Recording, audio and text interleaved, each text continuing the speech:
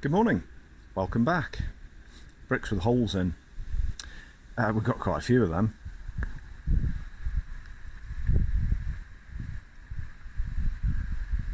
I don't think there's as many holes as there are in Blackburn, Lancashire, and they're not very big.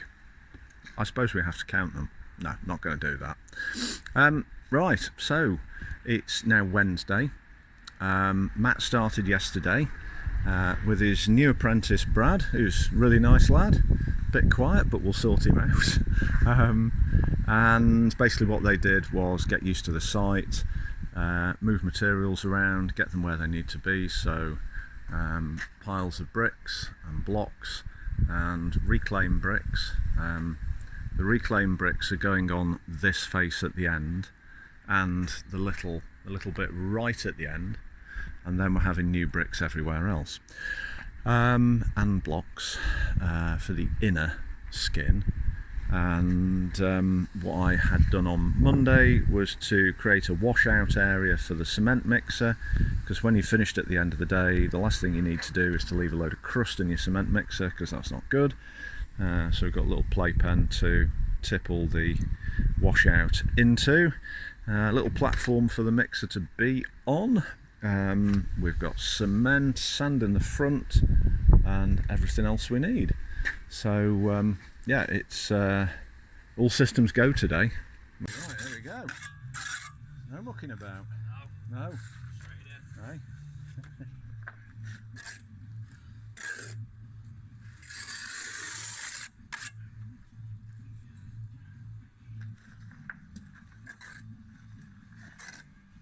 So I just get something for the DPC to bond to? Yes. Yeah, just seal bricks. Well, not fill them, but just give it so much seal to.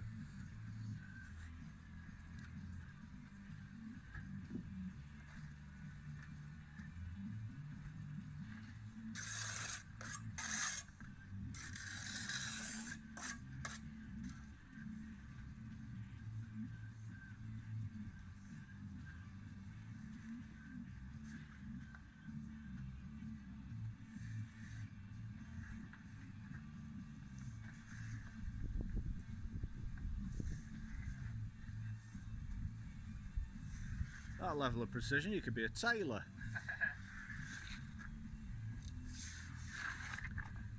Ooh,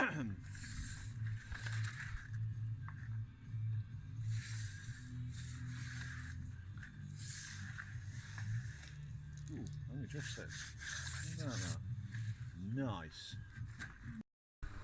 So first thing up are corners, and I will not look at Matt's bum. It's not a pretty sight. Oh, there we go, there we go. Ooh. That is a lovely soft mix. It's just like whipped cream.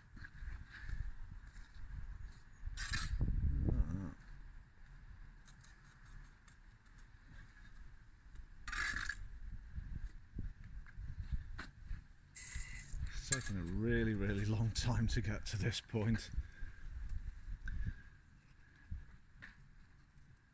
Now the wire ties are going on so that when we put the insulation in, it doesn't just drop down into the cavity, because the bottom part of the cavity needs to be left so that any moisture has got somewhere to go to. So that's the first brick. The first brick is a reclaim.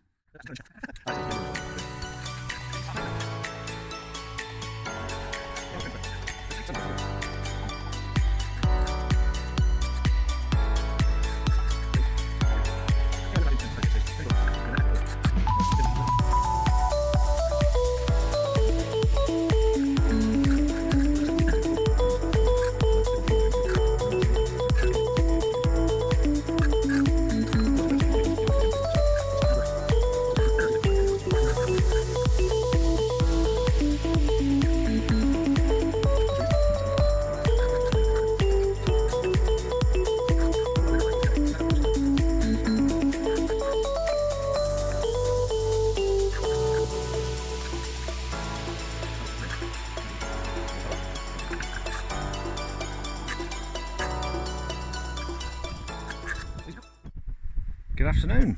Welcome back. Friday started out really wet and horrible, and then ended up being actually really quite a good day. And it's ended up kind of like this, which is fine. We don't mind that. Right, start of week. You saw the first few bricks going on, and this is where Matt got to by the end of the week, which is really good, tremendous.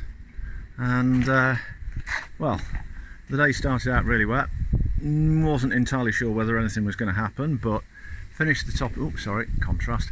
Finished the top of the wall off, and then started on the block work. Now we'll look at the wall in a minute. Before I forget, the block work. This is going to get covered up with plasterboard. But look how nicely it's finished off. Bucket handle pointed. You didn't need to do that. Could have just troweled it off. You know, just sort of scrape the snot off. But it's been finished really well.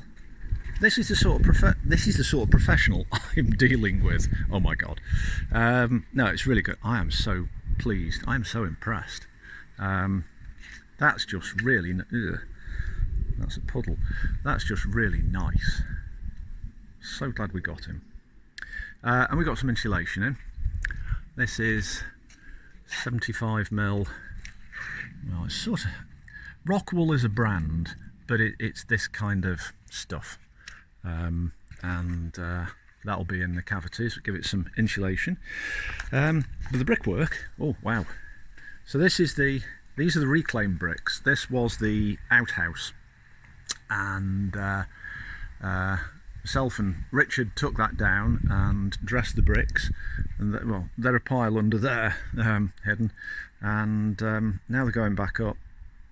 It's working out really well, and as you see, obviously it's the same bricks from the same house. It goes together really well, and super. Now on the house wall, how about that? These are the new bricks, and they're as close a match as we're ever going to get, and I think it works really well. But we have lovely straight mortar lines. We have a lovely plumb wall, i.e. straight up and down, vertical, and it's level and everything. It's fantastic. So really pleased and impressed.